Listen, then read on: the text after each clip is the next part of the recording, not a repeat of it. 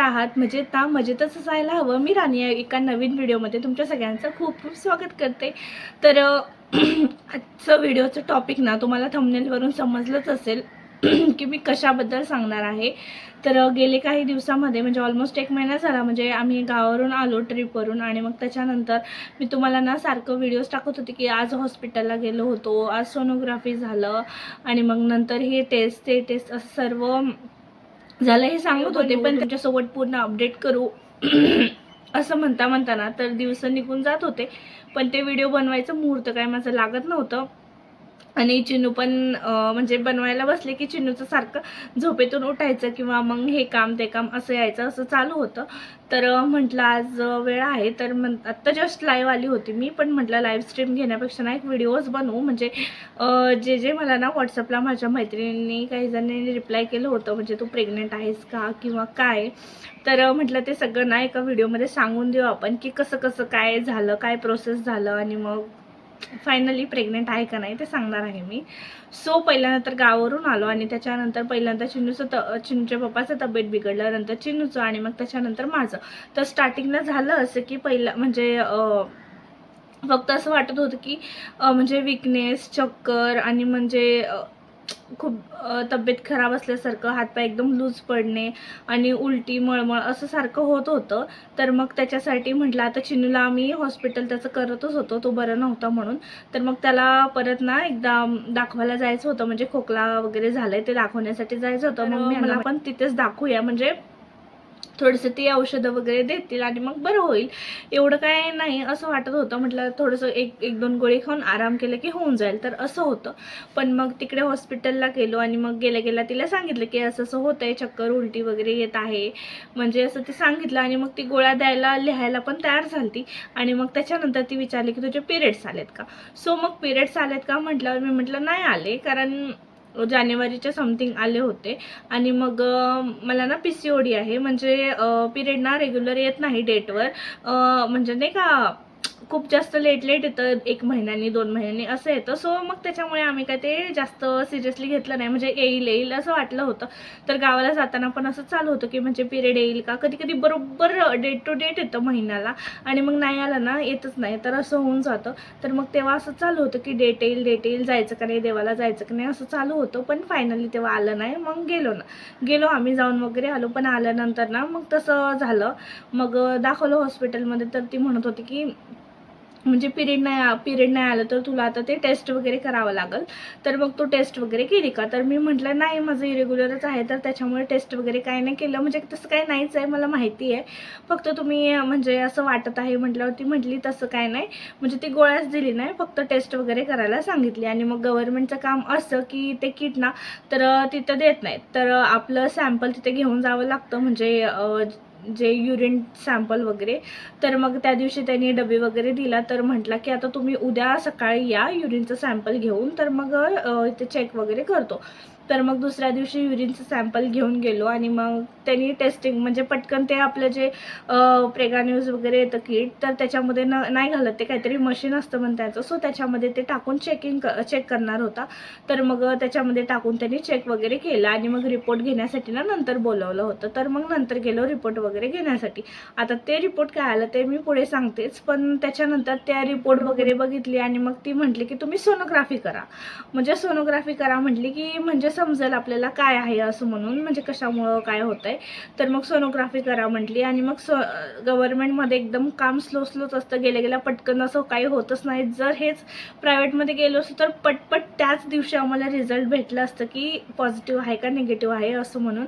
तर मग तिकडे त्यांनी सोनोग्राफी करायला सांगितली, आणि मग सोनोग्राफीची डेट दिली त्यांनी, म्हणजे 3-4 दिवसांनी डेट दिली. आता मला एक्झॅक्ट डेट नाही आठवत आहे.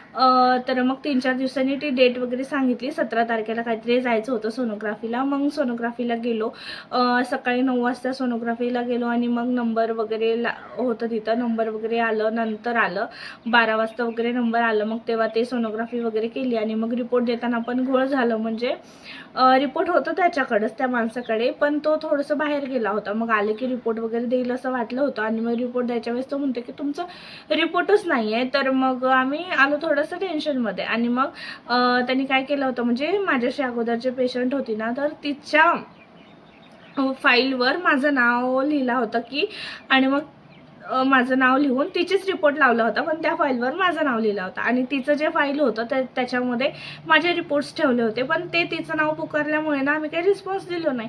आणि मग नंतर बघितल्यावर समजलं की फाईल फक्त एक्सचेंज झाली आहे, पण रिपोर्ट ज्यांचं त्यांच्याकडेच आहे.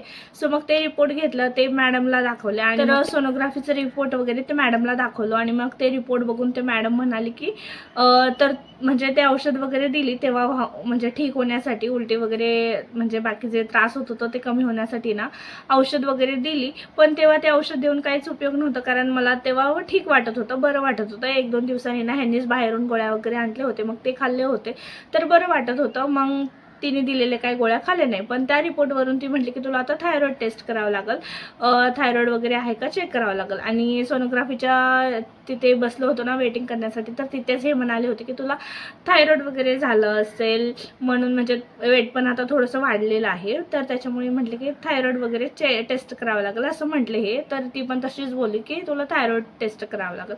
तर ते ऐकून ना अजून जास्त टेन्शनमध्ये आलं, म्हणजे काय होईल की आता काय, म्हणजे नाही का थायरॉईडच्या गोळ्या वगैरे चालू ठेवावं लागेल का काय होईल असं झालं होतं. तर मग परत थायरॉईड करण्यासाठी दुसऱ्या दिवशी बोलवले, म्हणजे इतकं स्लो प्रोसेस आहे गव्हर्नमेंटचं.